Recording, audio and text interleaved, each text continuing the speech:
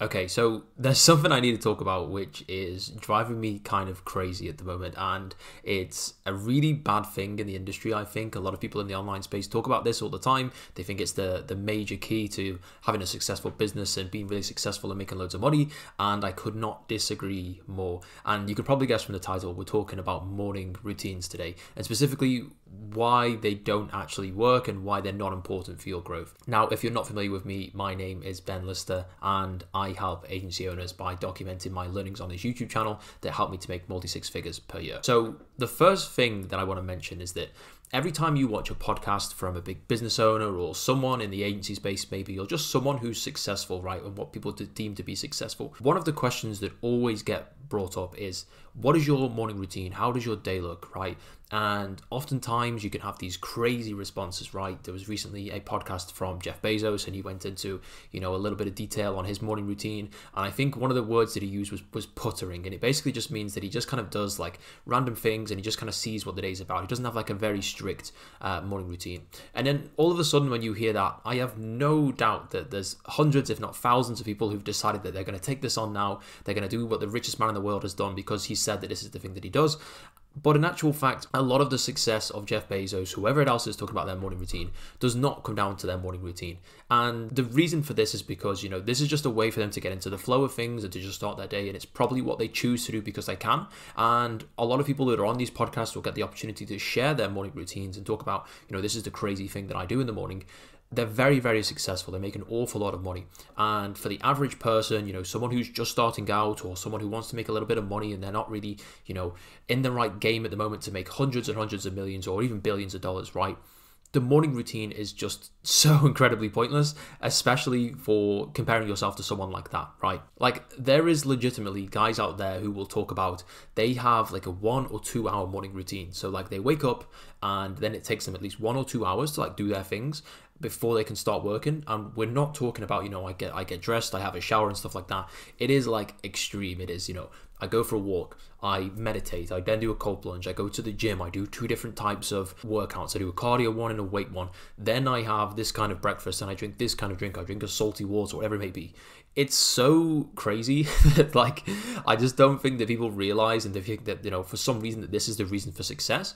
But what often follows that is by often successful people is 10 hours, 12 hours, 14 hours of solid work, right? Maybe they go and delegate a bunch of tasks to people. They have, an extreme amount of leverage that helps them to make the kind of money that they do and have the kind of success that they do.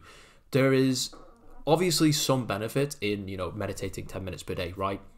Whatever it may be, that gives them that edge that makes them 10%, 20%, 50% better. But when you are in your early days, when you're just starting out, there's always that trade-off, right? If you are the only person that is steering the ship at the moment, if you are a business of 1 or a business of 2 or anything less than 5 really, and you're not delegating roles, doesn't really matter what you do in the morning, because the number one thing you should be doing is working. And it's almost a direct correlation. Is if I put this many hours into the business, I'm going to get this much back from the business, whether this is, money or customers or whatever it may be, whatever you deem as your metric of success.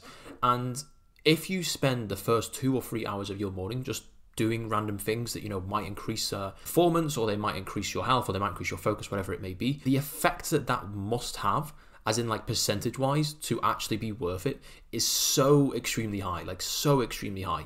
Let's say, for example, if you took on meditating, right? And now you work 10 hours per day, for example, and let's say your output is, 50%. For you to dedicate 20 minutes, 30 minutes of meditating, you would have to actually be such a large percentage increase, as in like you would have to literally increase your productivity by like 10 or 20% to make that worth it. Because if it wasn't, obviously you don't just meditate for 20 minutes and then you get up and you work. There's obviously some time in between that, right? There's 5 minutes before, 5 minutes after, whatever it may be. And every single thing that you add into your time, into basically when you could be working, this is going to take an increasingly larger amount of return to actually make the effect that you're looking for. So if you add 3 different things, right? Let's say you meditate, then let's say you go for a morning walk, then let's say you do your gratitude journal, right? That could easily take you an hour, easily, right? I'm sure there's people out there who can say, no, I do that all in 30 minutes, 40 minutes, whatever it may be, but it could easily take you an hour, especially if you're, going about doing different things. You're not just going to go from one task to another. There's going to be this little buffer period. And so for you to dedicate an hour of your time away from this, right? Let's say, for example, you opened up a slot on your calendar and you can do a sales call every morning, right? Or a sales call, whatever this time would be. If you convert at 20%, which, you should be, that's really the goal, but play it safe, let's say 10%. Every 2 weeks, that's going to be one client. And I don't know how much you sell for your services. We know whatever you do, whether you are, a high ticket agency, low ticket agency, whatever it may be.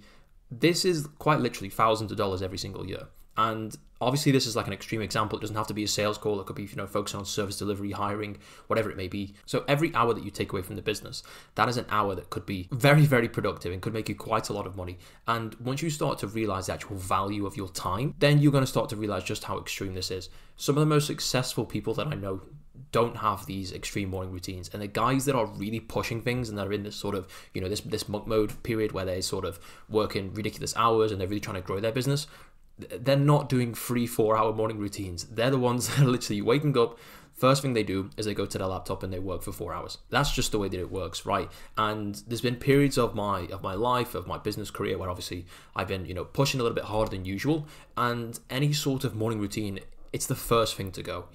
I'm making my workout shorter. I'm not doing a cold plunge anymore. I'm not going to be meditating for 20 minutes anymore. Maybe I'll try to cut it down to 10 minutes. Maybe I just won't even do it, right? It's the first thing to go, because you can get those little bit of increments and it can feel good to do things. You build this momentum through the day and all that kind of stuff. But in actual fact, if I just get up at 7 a.m. and I work for 2-3 hours before I've even started to do anything, I've done more than most people have done already by like 10 a.m. than people would do in a whole day, right? And if you spend that time, waking up at 7 a.m., you do a 2-hour morning routine, then you start at 9. I've basically already done more in that like 2-hour period than you would do in a sort of 8-hour period, right? Because in my opinion, at least, and this is obviously, complete personal opinion, everyone might be different at this thing, but when you are just waking up and when you're just trying to do things and, you have that early morning workflow, that is when you really get into the flow of things. That's when you can really crush things. Especially for me being in the UK, a lot of the calls that we have are in the afternoon because it's with guys over in America, for example, or in an American time zone.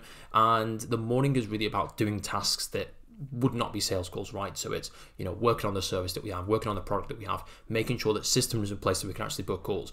If I were to start to take that time away, that morning time where virtually no one else is awake, no one's doing things are pretty quiet, it's quite a peaceful time, and I can get a lot of stuff done, that's going to be such a detriment to my business. And I really think that if people just stop having these crazy morning routines, they just cut these things out, just because you heard on an Andrew Huberman podcast that drinking salty water at 6 a.m. in the morning is good for you, doesn't necessarily mean that applies for everyone, right? And if people just sort of got straight up, got onto their computer and start working, I think that is one of the most valuable things and one of the most precious things that you can do. So next time you hear about some new crazy morning routine, something that someone very successful is doing in their life, think about what is actually more valuable, spending time doing that or spending time booking more calls, signing more clients and making more money. And I'm pretty sure that you'll come to the conclusion that making more money and growing the business is almost definitely the right thing to do. By the way, if you are looking to sign more clients for your agency, click the first link in the description. Don't worry, we're not going to ask for your phone number, your email, anything like that. It's literally just a video like this one of me explaining what my company does. You don't have to click it, of course. I don't really care if you do or not. It's just there if people are interested. If you did enjoy the video, then obviously click the like button, comment if you want me to cover anything specifically, and subscribe if you are new around here. Appreciate you watching this one to the end. Cheers.